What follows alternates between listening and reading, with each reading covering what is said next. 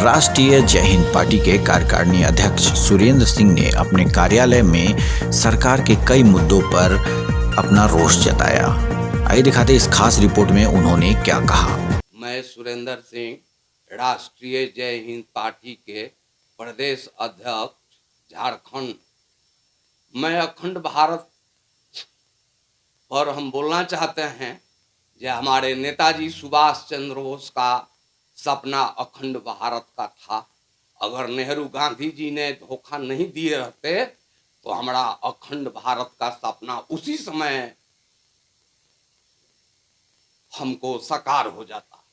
लेकिन जवाहरलाल नेहरू और गांधी ये लोग जब 1939 के इलेक्शन में हारे तो अंग्रेजों से उन लोगों ने उनको सौदा कर दिया। और सुभाष चंद्र बोस, हमारे नेताजी सुभाष चंद्र बोस कभी अंग्रेज के हाथ पकड़े नहीं गए और सिलेंडर नहीं किए, और उनके डर से हम लोग को आज़ादी मिला है। उसमें सच्चाई से सच्चाई पता किया जाए तो नेताजी सुभाष चंद्र बोस के चलते अंग्रेज यहाँ से देश छोड़कर भागा और अखंड भारत हम लोग को नहीं उसी समय मिल गया था 1943 में। 21 अक्टूबर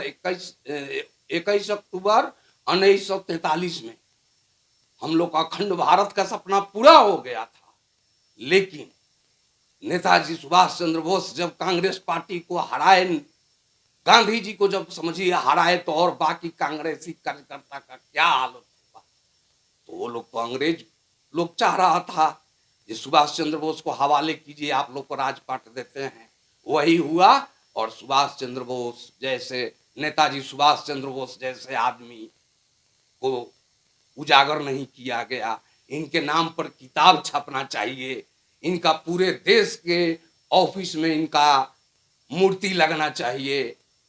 नेताजी सुभाष चंद्र बोस का, छत्रपति शिवाजी का, सरदार वल्लभ भाई पटेल का, मंगल पांडे, वीर कुंवर सिंह, फिर आपको चंद्रशेखर आजाद, भगत सिंह, बिस्मुल्ला खान, मौलाना आजाद, शेख भिखारी, टिकई तुराव, ये लोग का क्या सपना था? अखंड भारत का ही सपना था। लेकिन इन लोगों को दरकिनार किया गया। लेकिन राष्ट्रीय जय हिंद पार्टी अगर कहीं केंद्र में आई या राज्य सरकार में, तो इन शहीदों का जितना नाम लिए, ये लोग के साथ साथ छत्रपति शिवाजी महाराज का और देवी पत चौधरी, रामानंद सिंह, राम गोविंद सिंह, राजेंद्र सिंह, सतीश प्रसाद झा, देवी पत चौधरी, रामानंद सिंह, राम गोविंद सिंह, उमाकांत, सतीश कुमार, ये लोग का क्या सपना हुआ। अपना जानों की कुर्बानी देते देते पूरे अखंड के लिए भारत को ये लोग अपना जान दिया, लेकिन स्वतंत्रता लेकर के रहा। लेकिन इन लोगों पर आज तक न किताब छपाया, न कोई ऑफिस में ये लोग का नाम लिया जाता है, न कोई स्कूल में पढ़ाई पढ़ाया जाता है। आज हमारा नेताजी सुभाष चंद्र बोस का नीति से, उस समय 60,000 सेना था हमारे नेताजी सुभाष चंद्र बोस का।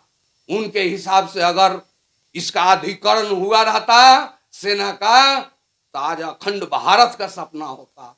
लेकिन इन दोनों लोगों ने हमारे नेताजी सुभाष चंद्र बोस को बेच दिया, इसलिए अखंड भारत का सपना अधूरा रहा। आए होगा ये हमारा भारत हिंदू, मुस्लिम, सिख, ईसाई, जैन, बौद्ध, फारसी 7 सिपाही का देश है। जो दुनिया में कोई देश में 7 सिपाही नहीं है, हमारे ही देश में 7 सिपाही हैं। और ये 7 सिपाही जिस दिन चाह लेंगे उस दिन अखंड भारत का सपना साकार हो। अब सोचिए, नेताजी सुभाष चंद्र बोस 60,000 सेना सिर्फ लेकर के, उसमें वायु सेना नहीं था हम लोग का, सिर्फ थल सेना 60,000 था। नेताजी का ऐसा बोली वचन और ऐसा उनका त्याग था, जो विद्रोह हो गया पूरे हमारे हिंदुस्तान के 60,000 तो उनका सेना था ही। और अंग्रेज के जी में जो खट रहे थे हमारा 30,000 भारतीय, 50,000 वो लोग बगावत किए। उनसे पूछा कि भाई आखिर आप क्यों छोड़ के जा रहे हैं भारत? तो बोला नहीं नहीं, हम सुभाष चंद्र बोस के डर से भारत छोड़ रहे हैं। हम नेहरू और गांधी जी के चलते भारत नहीं छोड़ रहे हैं। उसके बारे में तो यही कहेंगे, बाहर भाजपा तेरा खेल, 160 रुपए सरसों तेल, 100 रुपए डीजल पेट्रोल।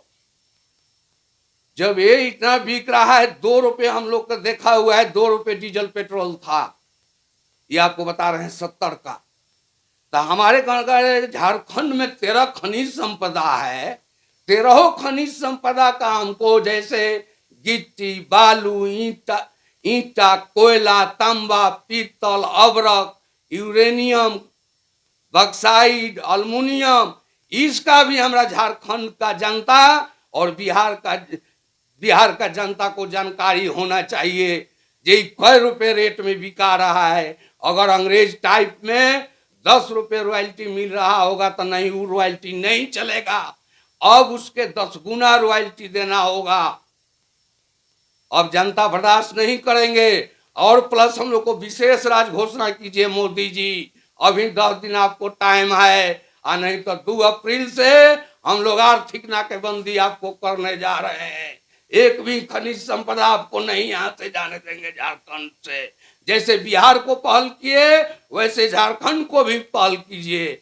झारखंड की स्थिति है जे यहाँ शिक्षा नहीं है, खाना नहीं है, बच्चा का स्वास्थ्य के लिए कुपोषण है झारखंड में। यहाँ कोई किसान नहीं है जो अपने बेटा को आइए BA MSc करा ले।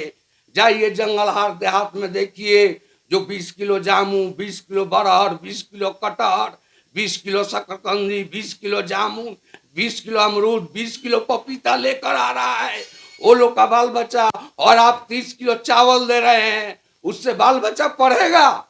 नहीं पढ़ेगा। इसलिए आपको बोल रहे हैं मोदी जी, जैसे बिहार को पहल किए, झारखंड को भी पहल कीजिए विशेष राज्य का, और नहीं तो बहुत विद्रोह होगा।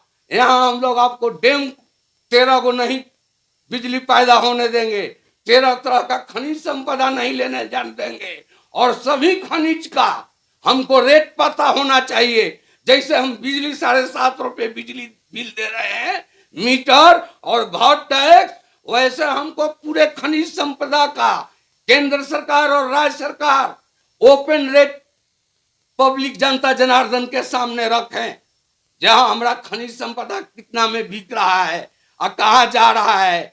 और झारखंड राज्य नहीं मिलेगा तो हम तो 2 अप्रैल से जाने नहीं देंगे, और जो यहाँ कल कारखाना खोलेंगे उन्हीं को कच्चा माल दिया जाएगा। मिलेगा, जनता जनार्दन तैयार है।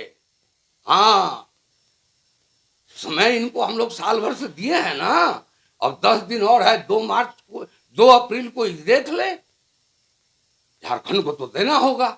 झारखंड में 35% आदिवासी है, 35% भूमिहीन है, अंग्रे है, पीछे है, दबे है, कुचले है, अकलियत है, अल्पसंख्यक है। कोई किसान नहीं है जो खेती का बेटा, सब तो डैम में डूब गया, सब खनिज संपदा लूट के ले जा रहे हैं। झाड़ी और पत्थर से किसान का बाल बच्चा में भी करेगा? नहीं, कभी नहीं। आज यहाँ चलिए, लालपुर, बिरसा मोड़, रातू रोड, हटिया, डुरंडा, चलिए 50,000 माँ बहने हमारा काम के लिए जुटती है, लेकिन वो लोग को काम नहीं मिलता है। छुच्छे मुंह लोग घर लौट जाता है। 21 काम के लिए 13 डैम और 13 खनिज संपदा नहीं। मोदी जी, ये नहीं, जल्द से जल्द झारखंड को भी विशेष राज्य का पहल कीजिए। रणनीति हमारा यही है। जनता जनार्दन से झारखंड की सभी माँ बहन माताओं से कहेंगे कि आप लोग जो जहां हैं वहीं ट्रक से कोई भी खनिज संपदा मत जाने दीजिए। जो जहां हैं वहीं 2 अप्रैल से आप लोग ठप कीजिए। सिर्फ खनिज संपदा को रोकना है। हमारे झारखंड भाई बहन, आप लोग को फिर इनको खनिज संपदा रोक देना है, और सब सेवा खुला रहेगा। फिर सिर्फ 10 चक्का, 18 चक्का, 22 चक्का माल ढुलाई सिर्फ रोक लगेगा। पब्लिक छूट रहेगा, बस आना जाना, 2 चक्का, टेम्पू, ये सब आवाजाही चालू रहेगा। सिर्फ ट्रक, टेलर, इससे माल आवागमन नहीं होगा। झारखंड से ना जाएगा और ना झारखंड में कहीं से आएगा। रिजवी तो बहुत हत्यारा है, हत्यारा कहने से 1000 गुना हत्यारा है। जब हमारा ये दुनिया 1450 साल मिलजुल करके रहे, सब गले मिल करके, हिंदू, मुस्लिम, सिख, ईसाई, जैन, बौद्ध, पारसी, तो वासिम रिजवी तो जहर न घोल रहा है। इसको जितना जल्द हो सके फांसी की सजा, हम यही अपने पार्टी के तरफ से हम मांग करते हैं। ऐसा नहीं, देश आजाद हुआ है तो आधा कुर्बानी मुसलमानों का है। ये सब गलत बयानबाजी कर रहे हैं, ये है वो है, फलान ठेकान है। किसी के धर्म में किसी का अधिकार नहीं है शिकायत करने का। अपडेट खबरों को देखने के लिए देखते रहें खबर 365 न्यूज। साथ ही लाइक, शेयर और सब्सक्राइब करना ना भूलें।